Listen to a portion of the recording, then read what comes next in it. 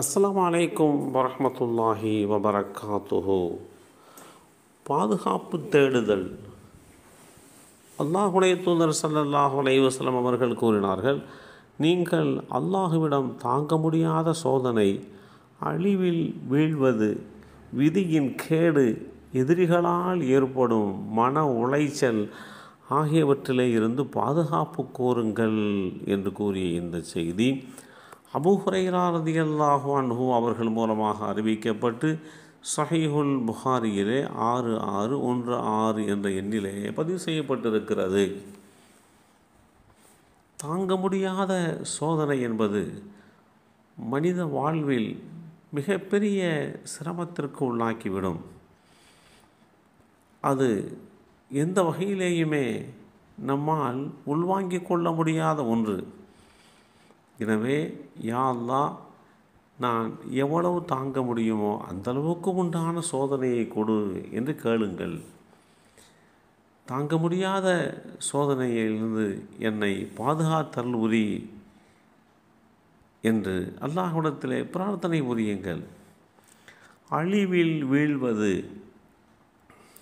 இது மிகப்பெரிய பாதிப்புக்குண்டான ஒரு விஷயம். எனவே அல்லாஹுடைய தூதர் ஸல்லல்லாஹு அலைஹி வஸல்லம் அவர்கள் இது குறித்தும் நீங்கள் எச்சரிக்கையோடு இருங்கள். இந்த மாதிரி அழிவில் வீழ்வதில் இருந்து நீங்கள் பாதுகாப்பு கோருங்கள். அதே போன்று விதியின் கேடு எது குறிப்பிட்டிருக்கிறார்கள். ஒரு காரியம், ஒரு ஆபத்து, ஒரு சோதனை நடைபெறுகிறது, இது விதியினுடைய கேடு என்று இருக்குமோ என்றெல்லாம் நாம் சிந்திக்காமல், அது மாதிரி உண்டான கேடான விதியின் முடிவை விட்டு பாதுகாப்பு கோர வேண்டும். விதி என்பது ஏற்கனவே தீர்மானிக்கப்பட்ட ஒன்றுதான். இருந்தாலும் நாம் பாதுகாப்பு கோரினால் அது நம்மால் எந்த அளவுக்கு பொறுத்து கொள்ள முடியுமோ அந்த அளவுக்கு உண்டானதாகத்தான் அமையும் என்பதை கருத்தில் கொண்டு இப்படி பிரார்த்திக்குமாறு நமக்கு அறிவுறுத்தியிருக்கிறார்கள். எதிரிகளால் ஏற்படுகின்ற மன உளைச்சல், இது மனிதனுக்கு மிகப்பெரிய சிரமத்தை கொடுக்கக்கூடியது. எதிரிகள் மூலமாக அச்சுறுத்தப்படுவது, எதிரிகள் மூலமாக சோதனைக்கு உள்ளாக்கப்படுவது, எதிரிகள் மூலமாக இடையூறு நமக்கு ஏற்படுவது, இது மாதிரி உண்டான விஷயங்கள் வருகின்ற போது சதா உறங்குவதற்கு முன்பாகவும் எதிரியை பற்றியே நம்முடைய சிந்தனை இருக்கும். எனவே இரவில் போதுமான தூக்கமின்மை ஏற்பட்டுவிடும். காலையில் விழித்தவுடன் எதிரியை பற்றி உண்டான அந்த மன உளைச்சல் நமக்கு மிகப்பெரிய சங்கடத்தை கொடுக்கும். விழித்தவுடன் அது பற்றி உண்டான சிந்தனையிலேயே நாம் மூழ்கத் துவங்கி விடுவோம்.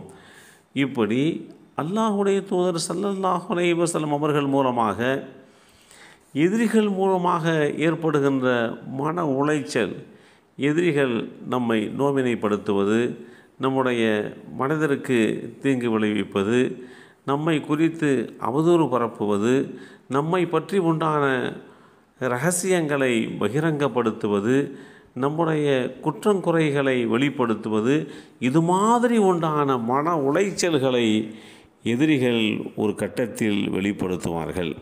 எனவே இத்தகைய தீங்கிலே இருந்தும் யா அல்லாஹ், என்னை பாதுகாத்தல் உரிவாயாக என்று அல்லாஹுடைய தூதர் ஸல்லல்லாஹு அலைஹி வஸல்லம் அவர்கள் நாம் பிரார்த்திக்க வேண்டும் என்று அறிவுறுத்தியிருக்கிறார்கள்.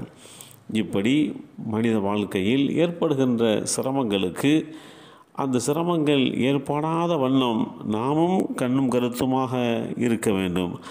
அதே வேளையில் அந்த சிரமங்கள் வந்துவிடாமல் காத்தருளுமாறு அல்லாஹ்விடத்திலேயும் பிரார்த்திக்க வேண்டும். எல்லாம் வல்ல அல்லாஹு தாலா அல்லாஹுடைய தூதர் ஸல்லல்லாஹு அலைஹி வஸல்லம் அவர்கள் பாதுகாப்பு தேடிய ஏனைய விஷயங்களில் இருந்தும் நம்மையும் நம் சந்ததிகளையும் பாதுகாத்து அருள் புரிவானாக. அஸ்ஸலாமு அலைக்கும் வரஹ்மத்துல்லாஹி வபரகாத்துஹு.